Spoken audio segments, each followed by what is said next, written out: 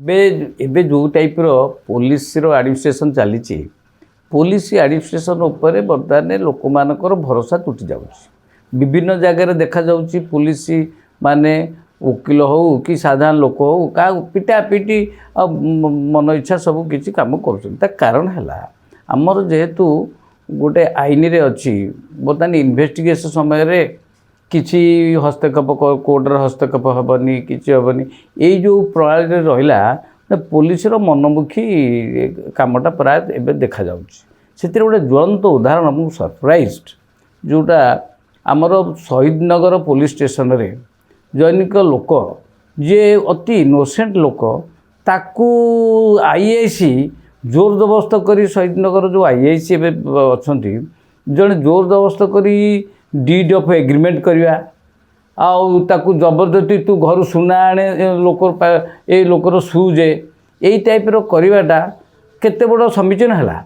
ଗୋଟେ ସାଧାରଣ କଥା, ଗୋଟିଏ ସାଙ୍ଗ ତା ନାଁ ହେଉଛି ରାହୁଲ ସେଠୀ, ସିଏ ତା'ର ସାଙ୍ଗ ପାଇଁ ସେ କିଛି ଗୋଲ୍ଡ ଲୋନ୍ ନେଇଥିଲା SBI ବ୍ରାଞ୍ଚରୁ। SBI ଗୋଟେ nationalise bank, organised bank, most top number 1 bank in the country. ସେଥିରେ ସେ ଗୋଲ୍ଡ ଲୋନ୍ ନେଇଥିଲେ। ସେ ଗୋଲ୍ଡ ଲୋନ୍ରେ ତାଙ୍କ ଯେଉଁ ନେଇଥିଲେ, ସେ ବ୍ୟାଙ୍କର ଓଭରଡ୍ୟୁ ହେଲା ପରେ ବ୍ୟାଙ୍କ କହିଲା ଆମେ ତାଙ୍କୁ ଥ୍ରେଟ୍ ଦେଲେ ଯେ ତୁମେ କେମିତି ନିଅ ବ୍ୟାଙ୍କର ରିକଭରି ସିଷ୍ଟମ୍ରେ। ସେ ଗୋଟେ କହିଲା ଠିକ୍ ଅଛି। ଏ ସାଙ୍ଗକୁ ଯେଉଁ ଗୋଟେ ପ୍ରଦୀପ ଦାସ ଜଣେ, ସେ ବଡ଼ ଗୋଟେ ଅର୍ଗାନାଇଜ୍ ପିଲା, ସେ ତାଙ୍କ ଘର ଡେକାଳ, ସିଏ ଆସି ହାଇଲି ଏଜୁକେଟେଡ଼, ତ ସିଏ ବଡ଼ ବିଜନେସ୍ ତାଙ୍କର ଅନୁଷ୍ଠାନ ଅଛି। ସେ ଏଠୁ କହିଲା ଆଚ୍ଛା ସାଙ୍ଗ ଠିକ୍ ଅଛି, ଆମେ ଯିବା ଦେଖିବା। ସେ ଏଇଭଳି IIFL ଗୋଟେ ଫାଇନାନ୍ସ ଅଛି ଶହୀଦନଗରରେ, ତା ସହିତ କଣ୍ଟାକ୍ଟ କଲେ। ସେ କହିଲା ଯେ ଠିକ୍ ଅଛି, ଆମେ ସେ ଗୋଲ୍ଡର ଯେଉଁ ଆପ୍ରାଇଜର, ଯେଉଁ ବଢ଼ିଆର ଟେଷ୍ଟିଂ ରିପୋର୍ଟ ଏସବୁ ଆଣିକି ଦିଅ, ଆଉ କେଉଁ ଲୋନ୍ କେଉଁଠି ନେଇଛି ଦେଖାନ୍ତୁ। ଏସବୁ ନେଇକି SBIର ଲୋନ୍ ଆପ୍ରାଇଜାଲ ସେ ଦେଲା ପରେ ସବୁକିଛି ଯେଉଁ କଷଟି ହେଇଛି ବଢ଼ିଆର ରିପୋର୍ଟ, ସବୁ ରିପୋର୍ଟ ଦେଲା ପରେ ସିଏ ଏଠୁ କହିଲା ହଁ ଆମେ ନେବୁ ବୋଲି ସାଙ୍ଗେ ସାଙ୍ଗେ କିଛି ହଠାତ୍ କରି କହିଲେ ଚାଲ ଆମେ ଆଣିବୁ ଭାରି। ଆଉ କେମିତି ନେବ ନା, ଆମେ କ୍ୟାସ୍ ନେଇଯିବୁ, କ୍ୟାସ୍ ନେଇକି ବ୍ୟାଙ୍କକୁ ଯିବାର। କ୍ୟାସ୍ କେମିତି ଏମାନେ ସରପ୍ରାଇଜ୍ ହେଲେ, ଏତେ ଏକ୍ସାଇଟେଡ଼, କିନ୍ତୁ ଏମାନେ ଯେହେତୁ ଆଙ୍କର ଦରକାର ଅଛି, ଇଏ କିଛି ବୁଝିପାରିଲେନି। ଇଏ ସେଠୁ କହିଲେ ସେ 10,70,000 ଟଙ୍କା ସେମାନେ ତାଙ୍କର ଗୋଟେ ସେ ମ୍ୟାନେଜର ଅଛି IIFL, ତା'ର ହେମନ୍ତ କୁମାର ଜେନା, ସିଏ ଆଉ ତା'ର କ୍ୟାସିୟର, ଏମାନେ 2 ଜଣ ଯାକ ଏଇ ଯେଉଁ ପିଲାର ପ୍ରଦୀପର ତା ଗାଡ଼ିରେ କହିଲେ ଚାଲ ଆମେ ତୁମ ଗାଡ଼ିରେ ଆମକୁ ଟିକେ ନେଇଯାଅ, ଆମେ ଯିବୁ ଆଉ ଆଜି ଆଣିବା ଭାରି ରିଲିଜ୍ କରିଦେବା। ଏମାନେ ଯାଇକି SBIରେ ଆସିଲେ। SBI ସହିତ କଥାବାର୍ତ୍ତା କରି ସେ ପୁଣି ରିଚେକ୍ ହେଇ ତାକୁ ତାଙ୍କର ସବୁ ଫର୍ମାଲିଟି ହେଲା ପରେ SBIରେ ଏମାନେ ଯେଉଁ ରାହୁଲ ସେଠୀ ଯାହାର ସେ ଲୋନି, ତା ନାଁରେ ସେ ପଇସା ଡିପୋଜିଟ୍ କଲେ। ଡିପୋଜିଟ୍ କରି ସେ ସୁନାଟାକୁ ସେଇଠି ରିଲିଜ୍ କରିକି ନିଜେ ଟେକ୍ ଓଭର୍ କଲେ। ଯଦି ଏମାନେ ଟେକ୍ ଓଭର୍ କରି ଡାଇରେକ୍ଟ ପୁଣି ବ୍ୟାଙ୍କକୁ ଆସିଲେ। ବ୍ୟାଙ୍କକୁ ଆସିଲା ପରେ ସେ ରାହୁଲ ସେଠୀ ଆସିନି, ଏମାନେ କହିଲେ ନାଇଁ ସିଏ ଥାଆନ୍ତୁ, ଆମେ ଚାଲନ୍ତୁ ଆମେ ଯିବା ଆଗ ବ୍ୟାଙ୍କକୁ ଯିବା, ଆମେ ଏତେ ଶୀଘ୍ର ପଳେଇ ଆସିଛୁ, କ୍ୟାସ୍ଟା ଧରିକି ଆସିଛୁ। ଯେଉଁଟା କ୍ୟାସ୍ ତ ଜଣେ 10,70,000 ଟଙ୍କା ଜଣେ ବ୍ୟାଙ୍କରୁ କ୍ୟାସ୍ ନେଇକି ଯିବ କି, ଏବଂ ସେ କେଉଁଠୁ ପରମିସନ୍ ହେଲା, ସେ ଗୋଟେ କଥା। ତାପରେ ସେ ଯାଉ ସେ ତାଙ୍କ ବ୍ୟାଙ୍କକୁ ଫେରିଗଲେ। ବ୍ୟାଙ୍କକୁ ଫେରିଗଲା ପରେ ସେଠି ଅଧଘଣ୍ଟେ ଘଣ୍ଟାଏ ପରେ ସେଠୁ ଆସି କହିଲେ ତାଙ୍କ ସାଙ୍ଗକୁ, ଯିଏ ତାଙ୍କ କାରରେ ଯାଇଥିଲା, ଆରେ କ'ଣ କରିବା ତୁମ ସାଙ୍ଗର ସେ ସୁନାଟା କ'ଣ ସ୍ପୁରିୟସ୍, ନକଲି ସୁନା ବୋଲି ଜଣାହେଲା। ଆରେ ନକଲି, ସେଠୁ ତ ଅସଲି ଆଇଲ, ଏଠି ନକଲି କେମିତି ହେଇଗଲା? ତ ନକଲି କରିଦେଇକି ଏଠୁ ଗୋଟେ ଡ୍ରାମା ଚଲେଇଲେ। ଡ୍ରାମା ଚଲେଇକି କହିଲେ ଆଚ୍ଛା ହଉ କିଛି ବ୍ୟସ୍ତ ହେବାର ନାହିଁ, କାଲି ଆମେ ତାକୁ ଦେଖିବା। ଗୋଟେ ଡ୍ରାମା ଚଲେଇଲେ। ଡ୍ରାମା ଚଲେଇକି ଏ ପିଲା ଗୁଡ୍ ଫେଥରେ କହିଲା ଆଚ୍ଛା ଠିକ୍ ଅଛି, ଆପଣ ଆମେ କାଲି ଆସିବୁ। ସିଏ ଇଏ ଯାଇକି କାଲି ତା କାର୍ ନେଇକି ଗଲା। କାର୍ରେ ଏଠୁ ବୁଲାବୁଲି କଲେ। ବୁଲାବୁଲି କରିକି କହିଲେ ଆରେ ନାଇଁ ଠିକ୍ ଅଛି ଚାଲ ବ୍ରାଞ୍ଚକୁ ଯିବା। ବ୍ରାଞ୍ଚରେ ଗଲା କି ସନ୍ଧ୍ୟାବେଳେ ବ୍ରାଞ୍ଚରେ ବସିଛି। ଏଠୁ କହିଲେ ଦେଖ ତୁମ ସାଙ୍ଗ ତ ନାହିଁ, କିନ୍ତୁ ତାକୁ ତୁମେ ଇଣ୍ଟ୍ରୋଡ୍ୟୁସ୍ କରିଥିଲ, ବର୍ତ୍ତମାନ ତୁମେ ସେ ଯେଉଁ ଆମେ ଏଇଟାକୁ ଏନକାସପୋର୍ଟ ହେଇପାରୁନି, ଏଇଟା ନକଲି ସୁନା, ତେଣୁ ତୁମେ ବର୍ତ୍ତମାନ ପଇସା ଦିଅ। ଆରେ ମୁଁ ପଇସା କ'ଣ ଦେବି? ମୁଁ ତୁମର ଗୋଟେ ଡ୍ରାଇଭର ବେଳେ ତୁମକୁ ଏଠି ନେଉଥିଲି, ମୁଁ କ'ଣ ପଇସା ଦେବି? ମୁଁ ତ କୌଣସି ଗ୍ୟାରେଣ୍ଟର ନୁହେଁ, କିଛି ନୁହେଁ, ମୁଁ ପଇସା କ'ଣ ଦେବି? ନା ପଇସା ଦେବ ବୋଲି ଏଇଭଳି ତାଙ୍କ ସିକ୍ୟୁରିଟି ଆଉ ଘେରିଗଲେ। ସନ୍ଧ୍ୟାବେଳ ହେଇଛି, ତାକୁ ଘେରିଗଲେ। ଘେରି ଦେଇକି ଜବରଦସ୍ତି ତାର ଗାଡ଼ି, ଗୋଟେ କ୍ରେଟା ଗାଡ଼ି ବା ଗାଡ଼ିଟା ସେ ଲୋନ୍ରେ ବିଚରା ନେଇଛି, ତାକୁ ଜବରଦସ୍ତି ସିଜ୍ କରେଇଲେ। ସିଜ୍ କରିବା ନାଁରେ କଲେ। तापर गोटे ताठू जबरदस्ती दुईटा चेक तार ता गाड़ी जो चेक बही बाहर चेक दस्तखत कले जबरदस्ती माने गोटे जमी थ्रेटन दे लोकटा हरा माने जाछा बेजित करी जाछा सोदासोदी करी तब धमक देले मारी दो फार ये बिचरा डरी डारी एटू राति ताकू तीनटा पर्यंत रक्षा रखी तापर से घर को गला घर को निराश होगी जाइए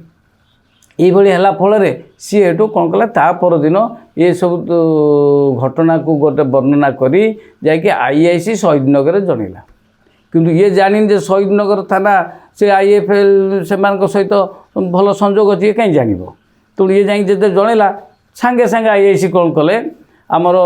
बहुत वीर दर्पर जमी गोटे बहुत किसी आग्रेसिव एक्शन नहीं जाए से लोक डाकिदेले अरे तुम आस सी जिते आसिले से जो मैनेजर ता कैशियर सब आसिले तो कहला तुम तो कहीं एफआईआर देन तुम एफआईआर दियो ताकू ये प्रम्प्ट करके द्वारा एफआईआर देले एफआईआर से देदेले जे आज्ञा नकली सुना आमको देता आ किंतु सबुठ बड़ जिनस हूँ एक्जाक्ट जिनस भी वर्णना कर ये जाइला ता राहुल आनला ता सुना ये टोटाल बरोबर नुहे यही सब करके कलापर आपको से आईआईसी कले तुम बस तुम आउ जापर माने आईआईसी की ये पिला ज्ञान न पिला जदि पाठशाठ न पिला ये सब आईआईसी हे एटू सी कहला तुम दियो तुम पैसा दियो तुम जो आण तो बसईदे आग से संध्या बेल पर्यटन थाना बसईदे बसई हाँ बुझी बुझी बहुत व्यस्त लोक ना एसी रूम जो दिन आईआईसी मानकर एसी रूम है से मैंने बाहर को जाऊँ कि से चलैले तुम पैसा दियो पैसा देलापर से जो संध्या बेले करके संध्या 12टा गोटा पर्यटन बाध्य हो से बिचरा मु आज्ञा पैसा कौन देवी अरे पैसा दब ना तो भीतर पार्टी करदेव धमक देले आ क्रिमिनाल केस गोटे कि गोटे एजुकेटेड पिला गोटे बिजनेस तार अच्छी सी किए न डर तो डरा डरी कला गोटे कल तू गोटे एग्रीमेंट लेख डीड ऑफ एग्रीमेंट गोटे लिखाला आईआईसी से इंस्ट्रक्शन देले या लेख अबिकल से लिखिले स्टोरी लिखिले से किंतु एथरे कहले ये हूँ बरोवर कौन आईआईएफएल बरोवर सी हूँ लेंडर बरोवर लेंडर कर ये कोटे टंका कोटे एवं या गाड़ीटा गोटे से बंधा रखला से लिखाई डीड ऑफ एग्रीमेंट गाड़ी आईआईएफएल बंधा रखला आ ये पैसा 10,70,000 टंका ये देले जाकि गाड़ी नियाजिबो एटा मध्यम गोटे माने अनहार्ड ऑफ एग्रीमेंट को एग्रीमेंट लॉ रे एटा अछि एई बळी करिवो ताकू लेखि ताकू तो दस्तखत कले आईआईसी कहले देखे आज हूँ 13 तारीख काली सकाळ 10टा 11टा बजे तू नदेलु एटा नोटाराइज करी तेबे तोते पुणी बंधा आगे तू भितर जीव ता भीतर अच्छा ठीक अच्छे बर्तमान एवं जावा पूर्व किसी पैसा मगा बोले ये ता शला को कहला सी अनेश्वर में लक्ष लक्ष मागिले से अनेश्वर हो पाला फोन पे रे से फोन पे रे से देले ताको अनेश्वर 99,000 देला आउ तार भाई की अनुकूल ता भाई अच्छी ताकू कहला सी पठेला फोन पे से जब फोन पे से देले जनकर कुना साहू बोले गोटे लोक को आईआईसी कहले हाँ यही नंबर दियो ये देले देकी एटू कहले जा आउ किसी सुना आण तुम घरे कौन अच्छी सी एटू भी ता शला को कहला ता शला जाकि राति अधे ता स्त्री ठू गोटे स्त्री लोक सुना चेन खड़ू पड़ू सब धरी आसी थाना देले एतक रखी ताकू राति छाड़िले छाड़ला पर सी जाइए कौन बुली तापर सी गोटे जाकि बुलिकी पुणी गोटे कम्प्ले थाना कौन दब डरी मरी लोक डर तापर कौन कला गोटे कम्प्लेट केस कला कम्प्लेट केस थाना ना कलापर सी आसी सी तो ये बुझीपार सी हेटू ता कम्प्लेट केसटा मार गुली ये कौन कले आईआईएफएल जो एफआईआर देता ता भितर जस्ट रेप्लिका थोदेले जे सेटा एफआईआर कर चार्जसीट कर देछन जाओ ये पिला जाई जो आंटीसिपेटरी बेल फेल फाइल करी बेल पाइला पर जाओ से आसी गोटे हाईकोर्ट रे केस कलापर मान्यवर हाईकोर्ट बर्तमान यहाँ को भल भाव देखी आईआईसी कहुई तुम आसिक 16 तारीख पर्सनाली